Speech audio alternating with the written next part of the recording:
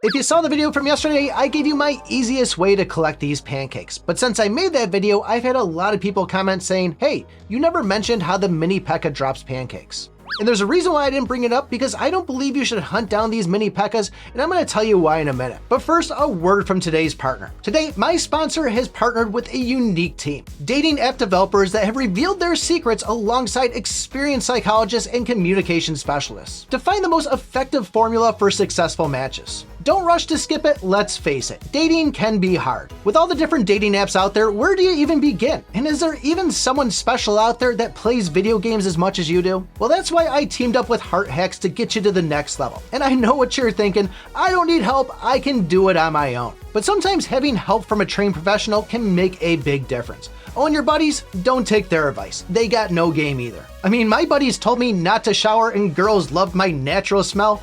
You can imagine that didn't go well. This is where Heart Hacks comes in to give you the advantage. Think of this as a gameplay guide to get you through the level faster. From mastering your online profile and photo to crafting engaging conversations. You'll even boost your confidence, and when the time is right, you'll be able to plan the perfect date.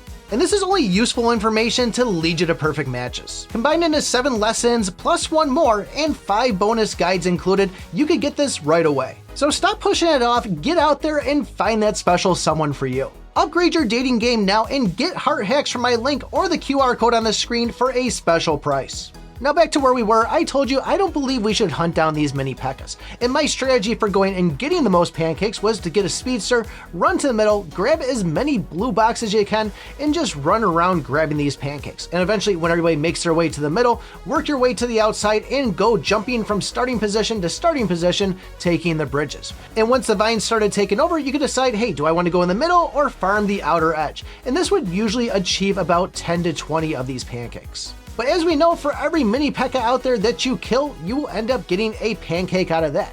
And as I said, I don't believe you should hunt these things down. Now, key words there, I don't believe you should hunt these things down and try to go after these mini P.E.K.KA's on their own. I do think that if you do come across one towards the late game, yeah, go ahead and kill it. But if you're running into one of these things, first thing, they're way too tanky, they're gonna take a while, and you're wasting valuable time. Now today I played about 14 games inside the lava world and I tried to hunt these things down the best I could, but I don't know if I'm old. One of the things I found is that these mini P.E.K.KA's kind of blend in with all the other monsters on the screen. And for me at least, trying to focus on grabbing mini P.E.K.KA's and grabbing pancakes I see on the board, it was just too much for me to try to focus on 2 things instead of just focusing on 1.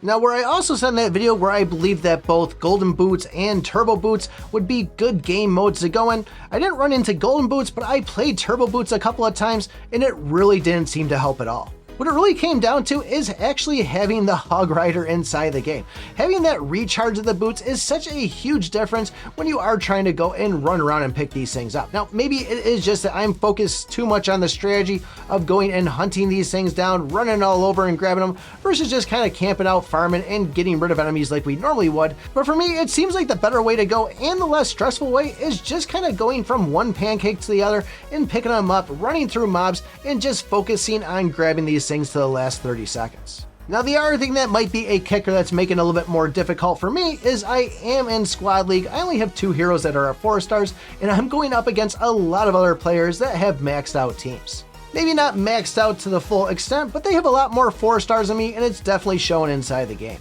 But the games that I did go and hunt down P.E.K.KA's, or at least grab some of them in there, it was still pretty much a wash. I was still seeing somewhere around like 10 or 15 pancakes that I would get, but don't get me wrong, if I come through one and I do see a P.E.K.KA along the way, I will still drop it. I just wouldn't say go and try to focus on these things in general to really make sure that you're doing it. I'm still getting good amount of pancakes in every other mode besides the lava world, but for me, I think I'm going to stick with my plan of getting the speedsters, hoping for a Hog Rider, and running around like a maniac and grabbing these pancakes. But if I'm wrong on this and you are hunting down these mini P.E.K.KA's and you're having good success, let us know how you're doing it in the comments below. And if you want to see the video I posted yesterday on what I'm calling the easiest way, take a look at this video right here. Thanks for watching, and remember, I pick my butt.